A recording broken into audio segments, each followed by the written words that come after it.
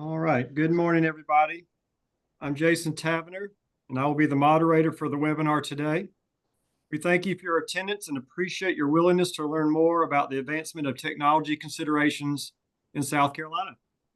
Just a few housekeeping items prior to getting started today. We are recording this webinar today for later viewing. The webinar will be uploaded to the South Carolina Human Service Provider Association YouTube channel, so look for that. The chat feature will be turned off, and we would ask that all questions be submitted through the Q&A feature. At the end of the session, we will work to answer any questions that have been submitted. If for some reason we are unable to successfully answer all the questions, we will compile a list and send them out via email. I am pleased today to introduce our speaker, Dr. Jerry Bernard. Jerry is best known for leading the charge in utilizing technology in South Carolina. Jerry has been a pioneer in successfully using technology with people to enhance their lives where they live, work, and play. Jerry and his team work in multiple states and provide technology alternatives to many individuals and their families in finding solutions that support person-centered practices and foster independence. Please welcome Dr. Jerry Bernard. Thank you, Jerry. Thank you, Jason, for the nice introduction. I really appreciate it. Thank you, everyone, for being on this webinar. My purpose for today really is to give you a broad overview from a provider perspective as to how to set up the conditions, or at least start to establish a culture that embraces a technology first initiative. A lot of talk goes on about the actual technology that's being used. And while it's really fun to see and fun to do and see the wonderful things that technology can do these days, there's another component to this that's very important, and that is, how does the technology integrate with the organization in terms of being successful and helping people with disabilities that live more meaningful lives. And that's really what my focus will be on today. As Jason has said, I've had the opportunity to provide some consulting in other states. I've also done a lot of training. We've had a lot of providers from all over the country come to our organization and come to South Carolina. And one of the central themes that we have learned over the years is that everyone seems to be gravitating towards the technology, which is the exciting stuff. But what organizations really wind up struggling with after several months is how to make it work within their organization. And so my hope today will be to kind of answer some of those questions and provide some suggestions. Much of what I'm sharing with you will be things that we've learned over the years. We've been doing this for almost 12 years now, but also things that we've seen other organizations throughout the country do in terms of best practices. So I'm really delighted to be here. And again, as Jason mentioned, if you do have any questions, please put them in the box so we can answer them. And this will give me a chance to kind of get through the slide presentation. We are somewhat time limited, so I'm trying to make sure that we use this time wisely and that we're able to get you as much information as possible. So when we start this conversation, I think one of the first things, and again, this may be a refresher for some of you, but we really kind of talk a little bit about what is technology first, and what are we really talking about here? And in its simplest form, it is an approach that encourages the inclusion of technology as a natural support for people with disabilities desiring to live and work in their communities. So really what we're talking about is adding another service that's available for people with disabilities. And it's something that you and I use every day. And all we're really talking about is that people with disabilities should have the same access to some of the technology that we use that helps us in our daily lives, and consequently would also help them as well. A more clinical definition was developed several years ago by Shay Tanis, I should say Dr. Shay Tanis, who's from the University of Kansas, and has done a lot of research around technology and enabling technology.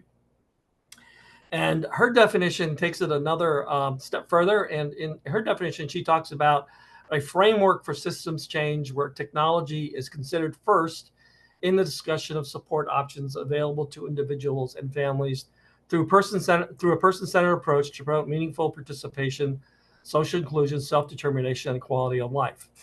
And the difference here really is that what we're talking about is that technology becomes part of the dialogue when we're starting to talk about services.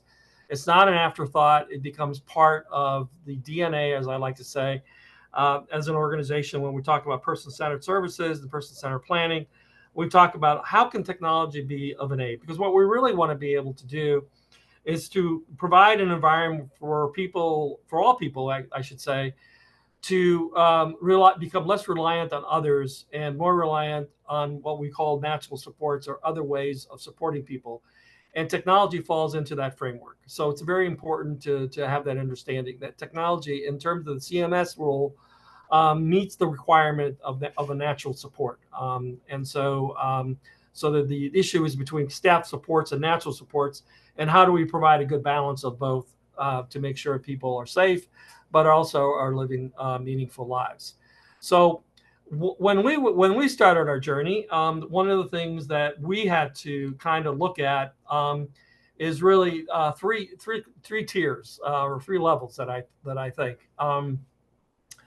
One is the whole principle around person-centered thinking, and I think that's one thing that I think often gets ignored when we talk about using technology. We just kind of say that's something we just add into the home, but it has to meet the framework of what person-centered is all about. So technology, and I'll talk more about that later, but technology becomes part of the DNA for a person's services that they're receiving as part of that process. The other part of it is really changing the culture of the organization to one of more that's designed around culture of innovation. I know that in human services, we don't really think about innovation as much as we might think about what you might do with a computer company or, a technology company, or, even when you're talking about a pharmaceutical company. But even in our world, innovation is critical, because if we don't figure out innovative ways to create new services and new ways of supporting people, we're not keeping up with best practices, but also we're not being responsive to the changing environments that we need to deal with, both from a funding perspective, but also from a quality of life perspective. People nowadays have a very different idea of what their future should be like, as opposed to people who might have been receiving services 20 or 30 years ago. So really, when we're talking about this, we're also talking about how does that tie in also to your mission. And everything has to be obviously mission driven. So in our experience, we had to kind of work through these three areas to get us to a point where we feel somewhat reasonable, that we have some reasonable assurance that it's kind of all integrated into the way we provide services and how we provide services. So in order to do that, and I'm going to spend a moment on just this little diagram here, which is based on a human systems change, really talks about change in culture. There are really four things we really need to be thinking about. And one of them is the purpose, the why we do things. And why are we providing services? Why is that important? And that ties into also, why are we using technology? If you're not able to explain the why, and that's very important to your stakeholders, particularly your employees, you have to. They're not going to really understand why this is going to happen and why this is important.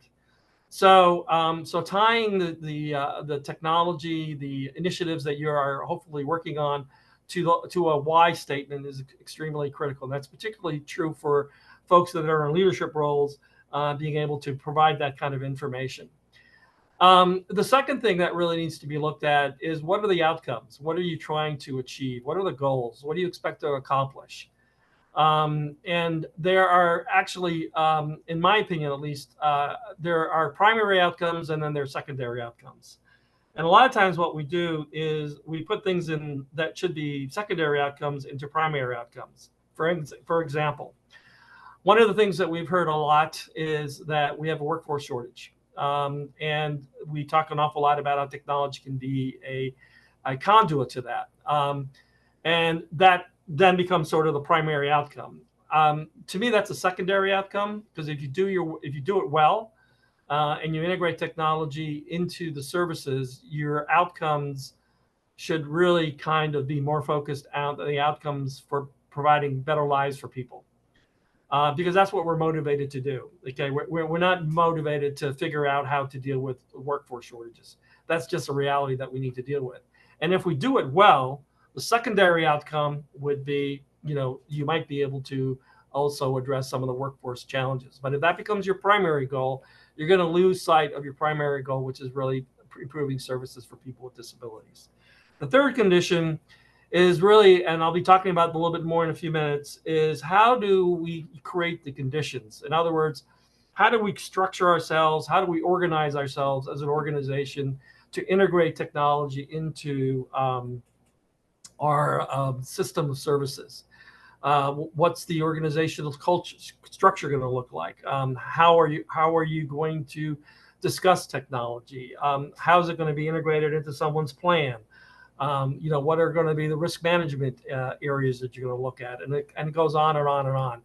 So that's sort of the third pillar. And then the fourth and the last one is, what are the behaviors? What are the things that we need to change or that we need to do to be able to adapt to this new world that we're in, where technology is part of what we're going to be doing moving forward. And that really kind of defines then how those things are delivered. So when you're talking about your organization and where you would like to go, these are the four things that you guys and we all need to be paying attention to as we're working through this. The why, the outcomes, the conditions, and then the behaviors. And if you don't do that, there are possibilities along the way that you're going to run into some potential headaches as you kind of move forward with that. So getting a little bit further into enabling technology, technology is just like person-centered thinking. It's not just like providing community supports. It's just like any other kind of service that we provide. Employment first, getting people jobs. It becomes part of what you do. It becomes part of the DNA. And so what we found is that for organizations where technology is sort of like an afterthought, or it's not integrated into the organization, there are usually hiccups along the way, because it's not part of your thinking that occurs every single day as an organization. And that goes back to what I talked about earlier about the need for cultural change, because in order to do that, you have to change the way you think about things. And that takes time. I've talked to a lot of people about, well, how long did it take you to make that transition? And I'll be honest, it took us 2 to 3 years to do that. And we're still working on it. So bringing technology into your organization is not a simple, we'll buy a couple of nice little things and therefore we are now a technology organization. It's much deeper. Some organizations think they've achieved it, but to be really a technology first organization, as I like to say, it needs to become a habit. It needs to become part of your routine. And like I said, more importantly, it has to be the way you think about providing services. So all that kind of makes sense, but we also know that there are also some real good reasons why the technology doesn't always take off. And I will tell you that through our experience and through talks with other providers, a lot of it hinges on the leadership. Both in terms of the board as well as the leadership of an organization. This is one of those areas where I believe strongly, and those of you that know me pretty well, I'm not very much of a hierarchical. I don't believe in a hierarchical standards of leadership, but this is one of the cases where you need that kind of support to be able to build a technology program. I did a training with an organization in Indiana a couple of years ago, and they brought me there and we started talking about technology, and it was very clear within the first 30 minutes that there was not consensus that they even wanted to do technology. There were people on the leadership team that were actually arguing against it. And my job and your job and our jobs are not to try to make a case for it. Our job is to really figure out how to make it work. If you're not really on board yet, you need to work through that before you kind of take that next step and start really looking at technology. So there's really a very important part of this. Sort of the other things that we talk about, which is pretty common, we have the same issues. Obviously, fear. What if the technology doesn't work? What's our risk? Um, you know, um, you know, uh, it's a new thing. It's, like anything new, we don't know what it's going to do. Uncertainty. What's going to happen. I like the status quo. We've been doing this for 25 years. This is the way we do this. And then a big one is lack of knowledge. One of the advantages that we have now, as opposed to some of us who started maybe 10, 12 years ago, is there's a lot more information out there about technology. When we started, there was maybe 3 or 4 states that were engaged in technology. Now there's as many as 24, 26, maybe even 28 states that are involved. And so the ability to get knowledge and get information, to attend technology webinars or to participate in trainings is much greater now. And if you are still uncertain or you're not quite sure, I would really encourage you to seek some of those out. And I'm going to make a plug for our website, the South Carolina Human Service Providers website. Susan's done a tremendous job of putting a ton of resources out there about technology. It's got to be one of the best ones I've seen in a long time. So really take advantage of that, and really understand that we have a lot of resources already available within our state, and we should definitely try to take advantage of those. The other one that comes up a lot is really this whole notion of resistance from others in the organization. And this is one of those situations where, it really needs to be something that, as an organization and leaders, you need to make a decision at some point. When are you going to make the turn, and when you're not? If you're going to wait for those people that are resistant for them to come on board, you may never be able to make that turn. At some point, that decision needs to be made. And I know this sounds a little bit cut and dry, but I do believe that very strongly. And just say, look, this is where we're going. You're either going to be on board, or maybe this is no longer the place for you to be. Because if you're going to wait, you're never going to get the progress that you need to be able to move forward. And of course, not sure where to start. You'll see in a few slides coming up that I will be very clear. Start small, but start somewhere. But don't start with the most complicated things. I've had providers who said, "Well, we're going to go right into remote supports, and we're going to do nightly monitoring." No, I don't think so. I think that would be a huge mistake, because you haven't figured out all the nuances and procedures that you're going to need to have in place for the technology to be part of your organization. You want to build that into your system as you go along. And of course, the biggest one, which I think we all are trying to figure out, and I think is one of the reasons why we're taking a very mindful approach here in South Carolina, there has to be a lot of changes in the way you're funded, and the way our language around service definitions and all those things need to be changed legislatively, as well as regulatory. And that's on the other side of the equation. Those things need to be happening as well. And we are working on that pretty strongly. We're fortunate to have Harold Sloves, who is an expert in those kinds of things, and he's going to help us maneuver through some of those items to help us get there. But that is one of the items that, of course, becomes very difficult to move forward after a certain point in time, because at some point you're going to need to get some pretty consistent funding and support around those things. So where do we start? And what I say is, for those organizations that are on this call where you're relatively new to this, begin by educating yourself. This is a great example today. There are other webinars that are going to be coming up over the next several months. I encourage you, though, to join those. And all of them have some great things to say. Take advantage of our resources on our website. Talk to folks who are doing this. Visit other providers. And then start laying out a vision of what you're looking for. What do you want to do? Start something. Lay out a kind of a framework of what you want to do, and talk openly about what you want to do.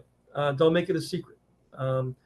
and start listening to feedback when you start talking about these things. Who are the people that are really excited about it? Who are the people that are worried about it? Why are they worried about it? So you want to anticipate those issues.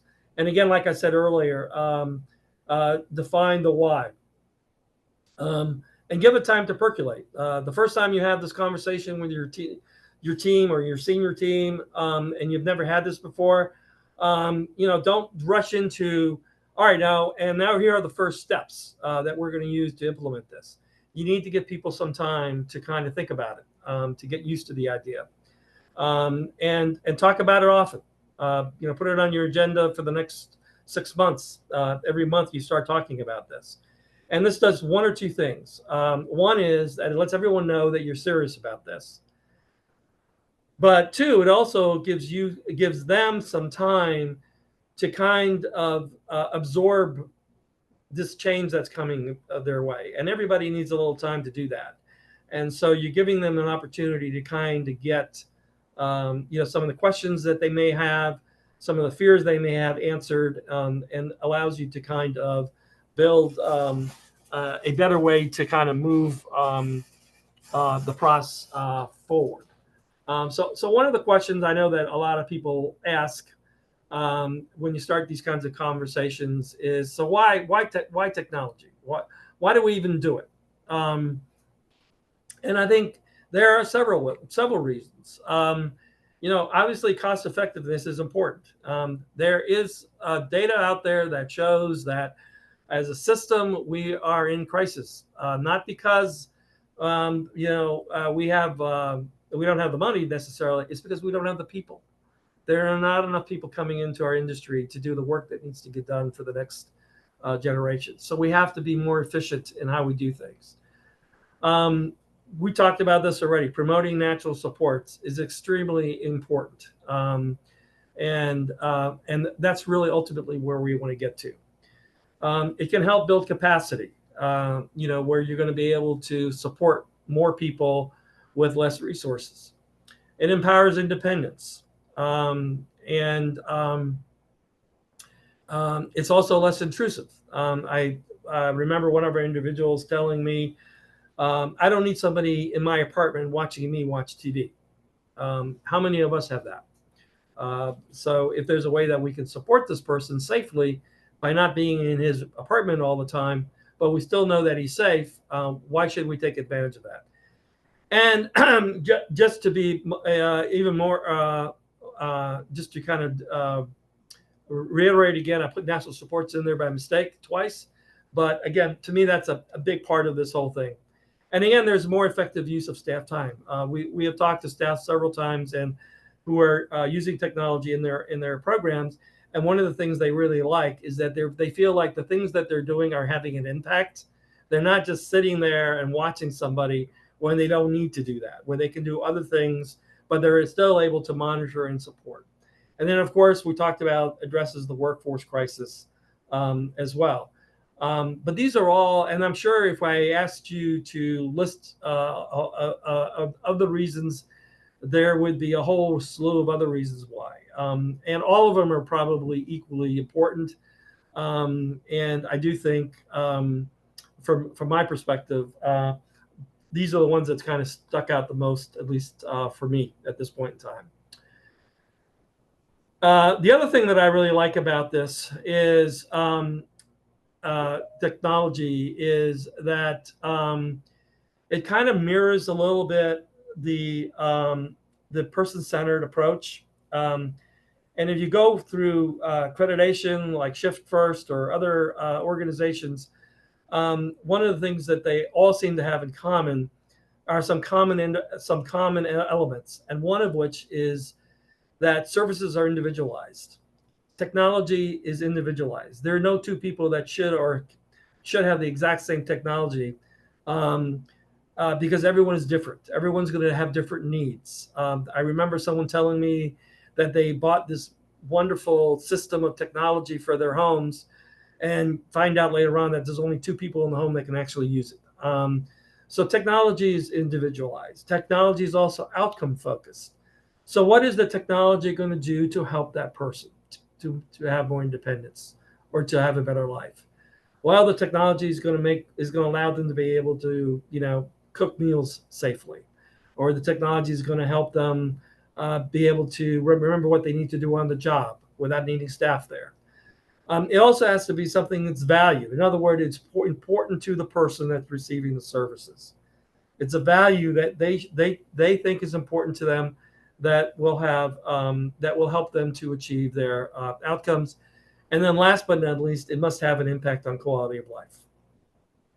And you will notice that nowhere in there do I say anything about workforce or dealing with workforce crisis. Because to me, if you do all these things, that will be a natural outcome down the road. But if you focus on those areas and those elements, your success, I think, as far as integrating technology into your services is going to be successful. Because you got to remember, the real reason why we're here is not to put technology in everybody's home. The real reason why we're here is to provide opportunities for people to have meaningful lives. And technology is just one of many conduits that will help us do that. And that's what we're looking for. So let's talk about creating the conditions. We already talked about this. Senior leadership is a must. Float the idea and see who reacts positively. The people that are excited. Start moving those people that are excited into situations where they can act, they can lead, or they can be part of that committee that you might need to be developing to implement this. Support and reinforce person-centered thinking. To me, that's a foundational element. If you're not strong in person-centered thinking and you don't have a strong person-centered philosophy within your organization, that's where you need to start. Technology is not going to work in an organization where person-centered thinking is not part of the DNA, because you're going to wind up not using the technology for what it's really supposed to be used for. Make sure you develop a team, a project team. This is not something that can be done by one or two people. You need to bring a team in to be able to help move this process forward. And that team has to be representative of each area within your organization. That not only includes people in your program area, it includes finance people, HR people. It may include your residential team, your employment team. If you have a risk management system or person, they should be included in this, because this is a collective effort within your organization, which affects everybody in your organization. If possible, set aside seed money, and you'll be surprised that you're not talking about thousands of dollars. I mean, you can do this, probably just do something really simple for $1,000 or less, just to get the process started a little bit. If you have the ability, invest resources into finding conferences. We talked about that. Share your stories. If you start implementing some things, make it public. Share your stories. Make videos. And one of the biggest things you need to do is acknowledge that it is going to be a messy process. There are going to be days where you're going to be pulling your hair out and going, what are we doing here? And there are going to be days where it's going to go great, because you're going through a cultural, organizational change process, and those things are generally messy. So just keep that in mind. So again, this is where I'm going to start getting into some of the more details of the process. Start small. Start with a very small device or something that's very simple. You can even start with something that's over the shelf. We had one person that really liked the idea of being able to manage his lights in his room, and so we got him a device, an Echo or whatever, that the Smart Echo or Smart Switch, whatever it's called, and it allowed him to be able to turn his lights on and off.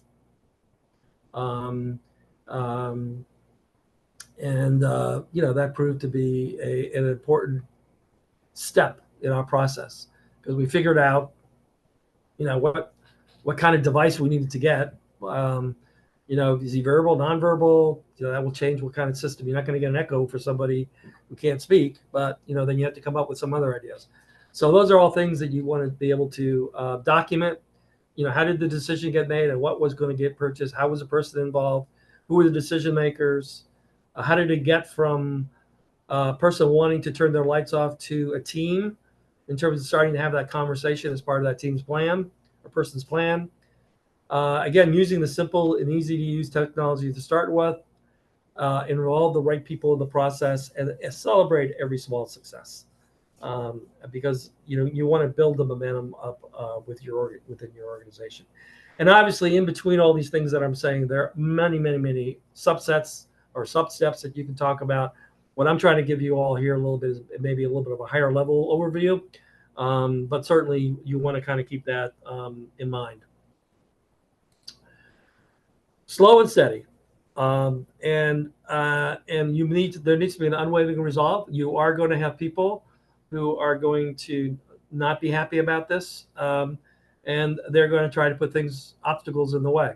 And again, you need to continue to work through those. You build on the strengths, things that are working for your organization. You put people in positions of making decisions who are supporting this. Encouraging people to dream, share the enthusiasm. I would encourage having a project plan, laying out a plan, um, and exercise patience. And like I said, time is on your side. There's no regulation, there's no standards out there that are saying that we need to do this tomorrow. So go at the pace that works for your organization, and see how things evolve as you move forward. So a couple of infrastructure things here. Having an IT support is probably a good idea. I don't know how each organization has their IT support structured, if you're contracting that out or if you have it in-house. IT support is not the same as enabling technology support. Those are two different things. IT support really kind of builds the infrastructure, making sure you have the Wi-Fi, the networking, the computers, the phones, et cetera, available, so that, because most of the systems that are out there use some kind of networking or Wi-Fi system to communicate and provide information. So those things need to be working.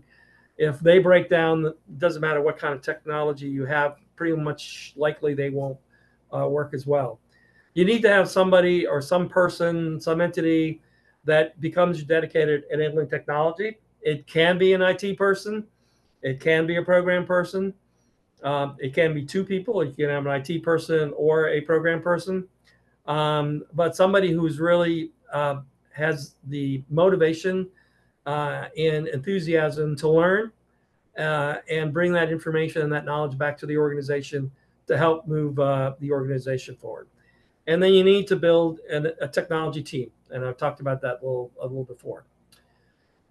So, what it looks like when it's all put together is something like this. And one reason I put this in there is because I want to kind of emphasize how complex this really is. You need a team. You need to have backup plans in place. Obviously, my example that I used earlier, the lights thing, the lights don't work. Some of the backup plans are pretty simple. You just do it manually. But when you start getting into more sophisticated systems that actually provide alerts or other things, your backup plans need to be more sophisticated, and not only from the perspective of how you're going to respond to things, but also in terms of your system breaks down. What's the plan when they break down? That goes into the maintenance and repair process. Who's going to be doing that? You have to come up with policies and procedures that kind of describe the process. There's a risk management piece that you need to be looking at. What kind of training is going to be provided? Your emergency procedures, if things don't work, even when they do work, billing, how the funding works, data collection, quality assurance, and leadership support. All these things kind of tie into things you need to be thinking about and considering as you move forward. So from a checklist point of view, here's some of the things that we kind of have used at time. one of them is, make sure you have a strong person-centered philosophy. How are you going to educate yourselves, your teams, your organization? What's the program structure? Who's going to be reporting to who? How are decisions going to be made about the technology as far as when it's going to be purchased? Who's going to purchase it? Changes in job descriptions, making sure that there is something in the job descriptions about people's responsibilities around technology, having a technology plan. And I'm going to talk about this a little bit more in detail, map out your tech first plan. There's a difference between training and education. Education is really what we're doing today. Training is really talking about how you're going to learn to use the specific technology that you're going to be using or supporting a person in. Those are two different things. So how's that going to happen? Who's going to do that? I also want to be clear that any kind of technology that you're going to use requires consent from the individual if they're their own guardian, or consent from the guardian. And that's just a form of protection. But also be clear that consent can also be withdrawn at any point. Financial planning, there needs to be somewhat of a communication plan on how this all is going to be communicated throughout the organization to your stakeholders in the community, et cetera. What are your backup plans? What are your emergency procedures? Again, I talked about some of those. And then one that I didn't touch on too much is your vendor selection and management. One of the advantages that we have today is that we have a lot more vendors than we used to have. And so it's more complicated doing that moving forward. So something to keep in mind of. So some key design considerations. There are three things that I think we need to be very careful about. One is the environment. In other words, where is the service going to be provided? In other words, the home, the location, the work site, et cetera. And is that location conducive to having some kind of remote support or technology support? If you're going to have someone living out in the middle of nowhere and you need to have a system where you can respond to emergencies and it takes an employee 30 minutes to get there, that may not be the best place to do it. Staffing support. So how and where are the staff going to support the person when the technology is not going to be used? And how is the employee going to support the person who's using the technology? And then the technology itself.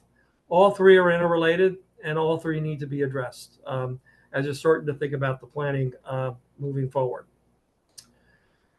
So when we kind of look at it, we kind of look at it from a very basic perspective.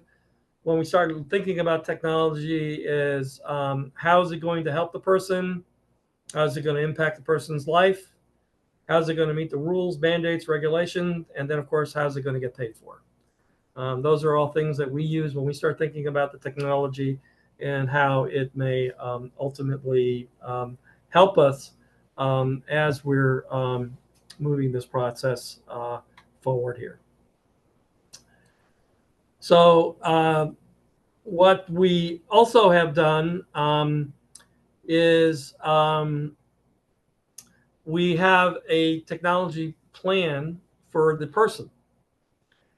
And so we have, so anybody that's using technology, they're on what we call an individualized technology plan. And the individualized technology plan addresses the desired outcome. So what is the person that's on the plan or wants the technology want to achieve? What technology are we going to be using to achieve that outcome? How will the technology help? What will it do to help that person? Then there's got to be a real understanding of when and who will be trained using the technology. What is the backup plan? What is the emergency plan? How do maintenance and repairs get done? And then what we call fidelity checks, which is how often are we going to do periodic checks from quality checks to make sure that the technology is still working, that the technology is still doing what it's supposed to do, and if there are any changes we need to make to support the person. And then, of course, last but not least, making sure that we have a current and updated consent. And these are sort of the elements that we look at when we kind of develop the plan for an individual. Needs to be outcome based. Again, as I said before, living in my own place, controlling my own personal environment. I need help remembering things. I want to get a job. I want to feel safe where I live. Being able to go to places without needing staff. That's just some examples that I put down. So one of the things we did, and I'm not saying that everyone should do this, we mapped out a plan, and the plan is pretty comprehensive in terms of flow chart that we put together. So the way it starts, or the way it works, is person support team believes technology can be helpful to meet their person's goals. So we have our member from our team, enabling technology team, um, taking a look at this to see whether or not there is a reasonable opportunity to support that person with technology. Um, and um, and what we can see is that obviously there's three ways that this can go. One is that we determine at the very top that we don't need technology, so it just kind of goes down here. But the fact that it's being raised at this level is critical because that's where it needs to start. Once it gets to the next level, then there are really three things. One is the technology is being used and it's already working. Okay, everything is fine. Um, but the other one might be that it's you being used, but let's say it's outdated technology. Then you kind of go down this process where you got to go through the assessment, start looking, the equipment is then being trialed, et cetera, et cetera. And then, of course, the last one is there is no technology being used. They submit an intake. The innovation team goes out and meets the person and the team to discuss the goals. Technology assessment is scheduled, conducted, and then there is some technology that's kind of identified, and then there's consents being brought back. It's checked out to see if the technology is actually going to achieve the goal, and if it does, then it's implemented, and then it gets monitored at least on a 30, 60, 90 quarterly basis to see that technology is actually working. Every organization can do their own thing, can do it differently, but this is what we set up for ourselves. And this is something we developed over time and has worked successfully. We review this process every so often to make sure it still meets the outcome. But again, I'm not suggesting that this is something that everyone uses. All I'm saying is that this is what we use. This is how this works.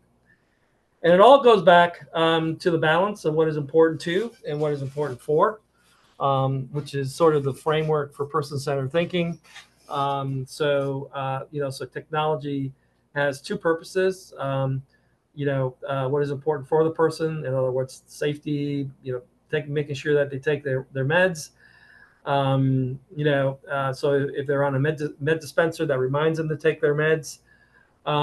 So now let's say someone's taking medication and they're taking it for anxiety, but they forget to take their medications. So when they want to go out, they can't go out because they're too anxious to go out. So what's really important to the person is being able to go out. In order to do that, they have to take their meds. So the technology addresses the meds, which allows them to address the ability to go out. So you can see how that works. So I'm not going to spend a lot of time on this because you're going to get much more detail on this in the next couple of sessions. But these are the different types of technologies out there. There's obviously more coming, but there's nightly monitoring, there's communication technologies, there's safety technologies. There are things that allow you to engage in virtual learning. There's telehealth that's becoming more and more popular. We've seen a couple of wonderful examples of that from several of our sister organizations in South Carolina. There's the environmental controls where people are able to control their own personal environments. All these things are available, and they're all things that I think can be very supportive in enabling people to utilize this technology to be more independent. the critical feature in all of this, and the most important thing is, does the system that you're going to be using or the technology going to be using something that the person is able to use effectively? Or can that system be adapted to what the person's abilities are? It doesn't work the other way around. Okay. The technology has to meet the needs of the person. The technology has to adapt to the person. And that's something we got to keep in mind. And sometimes there's no solution, but what we found is lately that with the growth of technology, that that there are more options available than there were maybe 10 years ago. So we're almost near the end here. Again, just to kind of summarize a little bit, we're trying to leave some room for some questions maybe. There needs to be a functional reason to use technology. And by that, I mean, it has to be something that has some value to a person. And it's not something we're just buying because it's a good gimmick. It has to have a good outcome for that person. It again has to be directly tied to the person supported. And there are really two reasons for this. One of them is already pretty apparent, that it's person centered. The second reason is what we have seen, at least with some states that have kind of moved into funding some of the technology, that the way they fund technology is through individualized contracts. In other words, based on individual needs. So they have a contract where they say, well, we'll give you X number of dollars for John for technology, and that money has to be used for John's technology. So it really addresses two things simultaneously. And again, when we first started this 12 years ago, technology was really kind of started out with alerts, monitoring, and safety, because that's where it was. I mean, it was really about how do we supplement some of the safety concerns with technology when we don't have staff always available. And over the years, it's evolved. Where technology is now used for communication, it's used to provide reminders, prompts. It's used for educational purpose. It helps people to navigate communities through travel apps that help them get from one place to the other. So technology has really evolved greatly, and it's also about promoting independence using natural supports, and I've said that a couple of times. So those are all things that I think kind of help us have a better understanding of this whole technology business. And then the last slide I want to share with you is one that I just put it in there. It really gets down to a matter of perspective. So what is the lens that we use when we support people? I mean, do we have kind of a limited lens? In other words, we kind of do things the way we've always been doing them. And is that the way we just want to continue to move forward with? Or do we start seeing some of these opportunities emerge with some of the technologies that are being invented or developed that not only are benefiting us, but could be beneficial to the people we support? And my argument is that if we're able to broaden our lens and see things from different angles, it might give us some opportunities to do some pretty creative things to help people to live better lives and have greater levels of independence. So that's really what this is all about. I know that I went through this fairly quickly. I do apologize. I wanted to kind of make sure that I got through every slide, but also left a little bit of time if people have any questions. I appreciate you all listening to my presentation, and thank you for your time. And I'm going to turn it back to Jason. All right, thank you, Jerry. Great job getting us kicked off with our first webinar. As Jerry mentioned, we'll have several others. Today was about culture, and Jerry did a great job. So we do have some questions, Jerry, that I want to share with you. So the first one is, did DSPs worry about job loss? How did you message to DSPs? Great question. I've gotten that question almost every time I've done this. Yes, yes. The answer is yes, and we addressed it right at the very beginning. We came right out and said that that is not going to happen, and there's really two reasons for that. One is, well, the more obvious one is, if we start saying, yeah, we're going to replace your jobs, that's going to go really well. Yeah, we love technology, but we're going to. The main reason for this is that it's really the technology is really there to help the DSPs to be able to do more things without having to do things that technology can help them with. The other reality in all of this we talked about is that when we did this, we had several positions where we were able to actually eliminate. But guess what? We had 40 vacancies. So they just moved to other vacant positions. So the pressure on filling positions has lessened because we've been able to transition our employees to that. But the communication, to be very clear, has to be at the very beginning that this in no way is going to affect employee positions.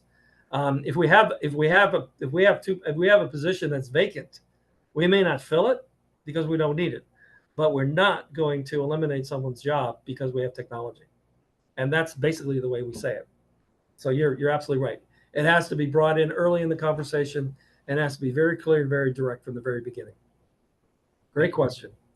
All right. So the next one that I have is, and there's a couple similar to this. I think people are interested in some of the templates. So is there a template available that you'd recommend for the individualized technology plan? Or how could people access a template for that? We can send it. We can send one to all of you. Okay. So we'll get one of those sent out. I'll get that on my to-do list. Okay. The next question has to do with remote monitoring. It's how did you accomplish remote monitoring with the state models in South Carolina as they exist now? We basically went with what the service definitions are that we provide. We are still providing supports. We're just doing it remotely, and that's what we did. What we also did was we also were clear with DDSN that this is what we're moving towards, and this is where we're headed. And the third thing I think, which is important to remember, is that the supports, while the staff person is not physically there, the supports are still provided because there's a staff person that's on a monitor at night monitoring what's going on. And I don't mean necessarily video monitoring. I'm talking about monitoring through communication. There's conversations that go on during the night potentially, but also alerts, unusual levels of feedback that they receive when a door opens that shouldn't be opening. They're able to immediately communicate with the individuals in the home. And the other thing that's important is that the homes that we're doing this in are also in proximity to other homes that are very close by. So if there was an emergency, we would be able to get staff there within less than 5 minutes. So that goes back to what I said earlier about the environment. If you're going to do remote supports, you're going to do that. Now, I will also say that there's another session that's going to be coming up. I don't know which one, where there will be a lot more detail about the remote supports, because it's not only just doing the remote supports, but what has to be done in the homes.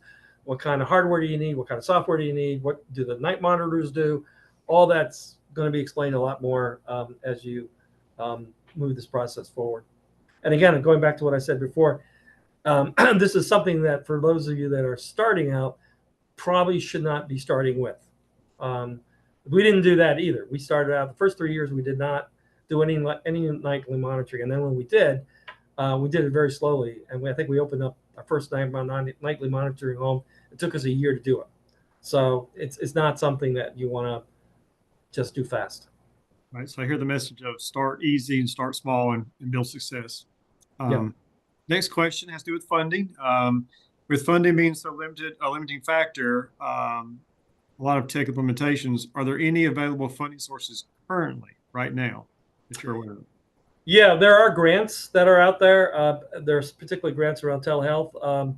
I will tell you that we had a unique situation at Charles Lee in the sense that we had a foundation, and our foundation provided us a lot of seed money that we were able to use to start things off. The other thing also you got to keep in mind is that there are two costs that you got to keep in mind. One is your annual costs. The other one is your one-time costs.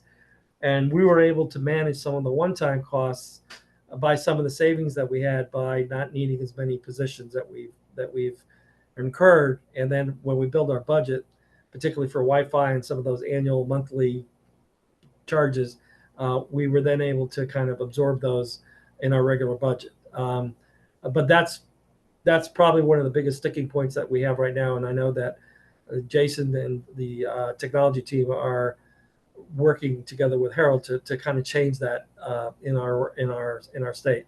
But starting this off is really can be quite challenging, and that's why I say start small, because when you start small, it's also not going to be as expensive. Okay. Thank you, Jerry. And if I could plug for providers in South Carolina, the South Carolina Human Service Providers is taking applications for our pilot project, which would have some seed money to help with that. So if you'd like more about that, go to our website. Next question, Jerry, is another template, I guess, if you would record. Is there an innovations request template we could have a copy of?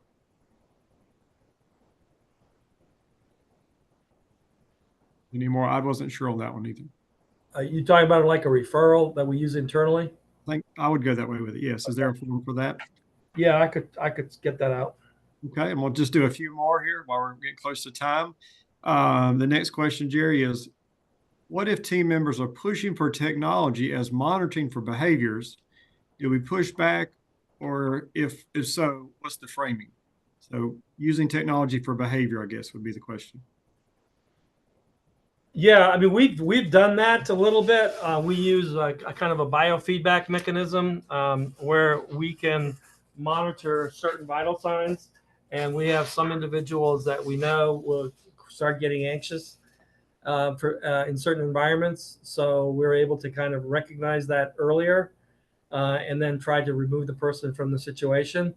That has had some success in sort of being anticipating a potential a problem.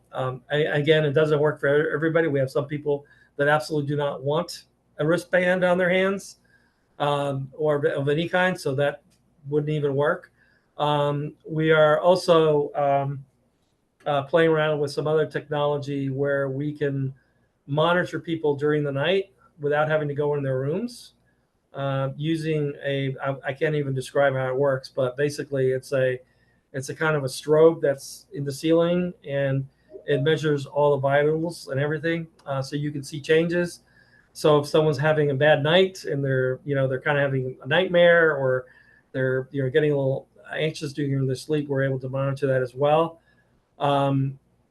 We have used monitoring for GPS purposes for people who are trying to run away. But as far as technology that's actually going to stop the behavior, as far as I know, we've not found any of that. So there's no aversive technology out there and nor would we use it. But the technology that we're really trying to do is more on the prevention side, and it's too early for us to tell that it's actually working the way we want it to. Okay. It's still pretty new. All right, Jared, thank you for that. So a comment is, I believe we will be releasing the slides from the presentation. So that will come from Susan. So just want to address that. So one last question, Jerry, and then I'll conclude here. We have about a minute. Are there any regulations on consent renewal aside from required consents that can be revoked at any time? Does it have to be renewed after a set period? Do you renew them, I guess, related to tech? Yeah, what we do every year, we do our annual collaborative plan meeting where we all do that, where we kind of go through everything with the person. And during that plan meeting, we also review the technology that the person is using and making sure that it's still working and everything like that. And just as a best practice, at that point, we also renew the consent. So we renew the consent every year because we want to make sure that there's a thorough review. We may find out that, the family's changed their mind, or the individual has, but also maybe we're changing the type of technology that they're using, and we need a new consent for that. But I think best practice is to incorporate that into your annual review. That way you're on the safe side. Right. Thank you, Jerry. And Jerry, I'm going to stop us there with questions. So to Jerry, thank you for sharing with us today. You did a great job of kicking off our webinar series. To those that attended today, thank you for your attendance. We'll hope you'll join us again on October 8th. That'll be our next webinar. It will be Introduction to Enabling Technology and Remote Supports. The summary of that is an overview of what enabling technology solutions are available, to include an introduction to remote supports. You will need to register for that. There will be a link to register coming out about 2 weeks prior to the webinar. So to everyone that attended, thank you. To Jerry, thank you again. And we look forward to seeing you next time. Have a great day. Thank you, everybody. Have a good day.